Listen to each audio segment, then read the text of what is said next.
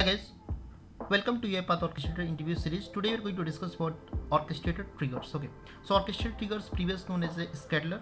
So scheduler means you're able to understand these things called you're going to schedule your process. So whatever the process you have already executed using these things called job, that process we are going to schedule. That is called today. That is called triggers. Okay, so in UiPath Orchestrator, a trigger is a mechanism that initiates the execution of a job or process based on predefined conditions or events such as time intervals, queue item additions, or external events. Okay, that is called orchestrator trigger. In UiPath Orchestrator, you can use four main types of trigger to initiate automation workflows. There are four triggers are called, you're starting with this things called your time trigger. So previous it was only two triggers, time triggers and queue triggers.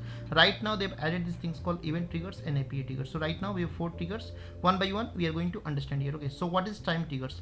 These triggers start automation jobs at predefined times or intervals, allowing you to schedule the recurring tasks. The same thing if you want to automate the process morning at 4 o'clock or night 12 p.m. So that is things called, you can go using these things called time triggers. You can go for that.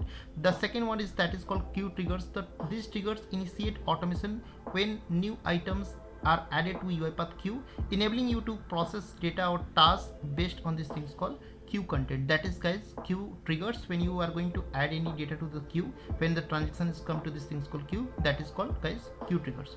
Let me come to this things called third, that is called event triggers. Okay, so event triggers, these triggers start automation based on external events such as new email arriving or specific actions occurring in this things called another application. So that is called guys event triggers. If you're getting any events, that is called event triggers. Okay, fourth one and last one, that is called API triggers. Okay, so API triggers, these triggers allow you to start job in orchestrator from external applications by using these things called API calls. Okay, so API triggers means that is the third party triggers, that is things called API triggers. Okay, so these are the four triggers. If you are if its video is helpful for your interview, please try to subscribe this channel. Please try to share with your friends if they are looking for these things called orchestrator interview questions.